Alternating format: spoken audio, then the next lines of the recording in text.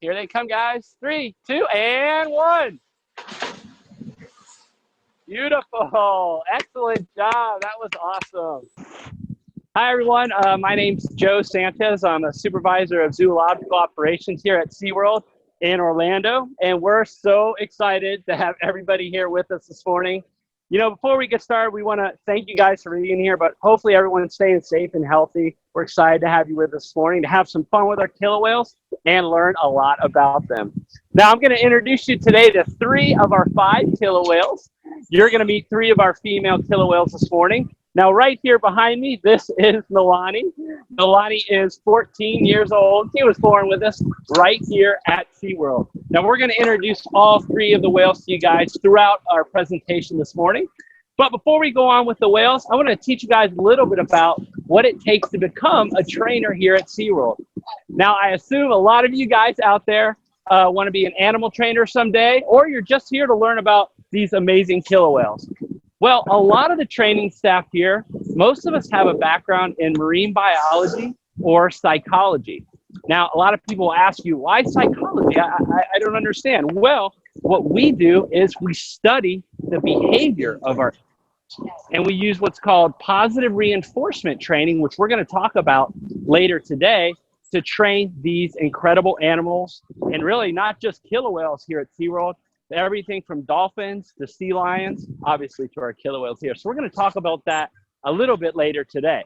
Milani here, she eats about 120 pounds of fish every single day. Now, all of our whales get 3 types of fish. The first fish I want to show you guys is a capelin. Now, if you take a look at that, that fish is really tiny, isn't it?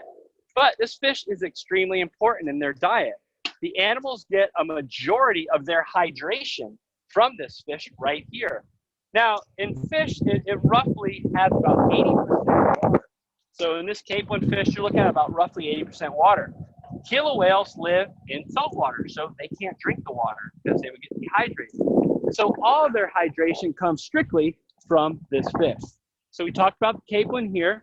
Next, we have herring. Now, herring here, obviously a lot bigger, right? This is a little more of your meat and potatoes, okay? Get the animals nice and strong there.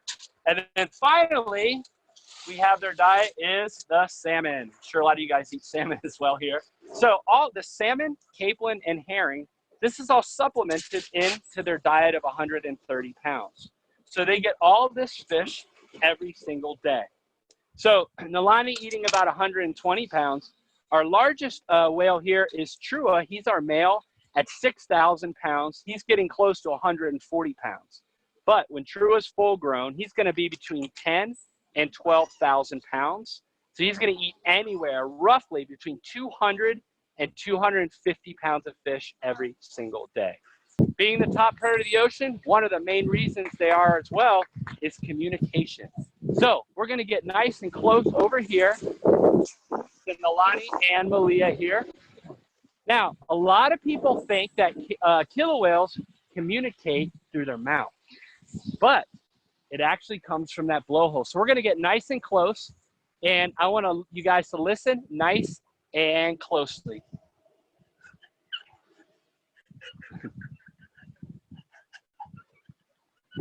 Go ahead, guys. You hear that? There they go. Nice job. So what they're doing is they're manipulating that blowhole.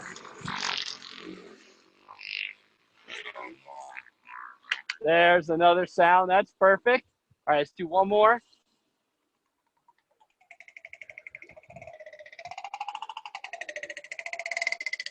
Now you guys can hear that. So that's a lot of clicking. So that blowhole, I know it was probably hard to see there, but that blowhole is moving really quickly and creating those different types of sounds. My question is, how did you start to do your job? And have you ever think to do this in your life? Because it seems very exciting. Thanks for the question, Aquasia. So I start my job. Well, I've been fortunate enough. I grew up here in Orlando, and my family always brought me here to SeaWorld. And one of the things that was such an impactful moment in my life was seeing Shamu for the first time and seeing the trainers interact alongside the whales. I knew from that moment that's what I always wanted to do. And what's really cool, I've never, ever once wanted to change that. And one of the main reasons for that is not only my kids at home, but we have guests come with their families, and I get to see that same reaction from the kids in the audience when they see the whales. It's truly an amazing experience, and I'm so fortunate enough after 17 years here that I have that same passion and drive every day I come here to make that impact on the guests. So that's a great question. I really appreciate it. But yeah, I've never wanted to change careers in my life. I'm just very fortunate to be here and to learn about these animals every day and teach you guys as well. If you come to SeaWorld and you come to a marine park, yes, we're having a lot of fun, but there's a lot of hard work that goes into it. A lot of cleaning, a lot of scrubbing buckets, all that fun stuff. So I definitely recommend, if you're able to intern at a smaller marine park, not only are you going to get the animal experience, but you're really going to learn what the job's like 24/7. And to give you an example, we're never off the clock really taking care of animals. This is our family. So we have a baby whale born. We're here 24 hours a day, making sure that baby is eating and is healthy. Whether that's a baby dolphin, sea lion, killer whale, we're all here to make sure that those animals are nice and healthy. So animal training, yeah, you may come and go home, but there's days you're here very late. So you're on the clock 24/7, as I always say. So.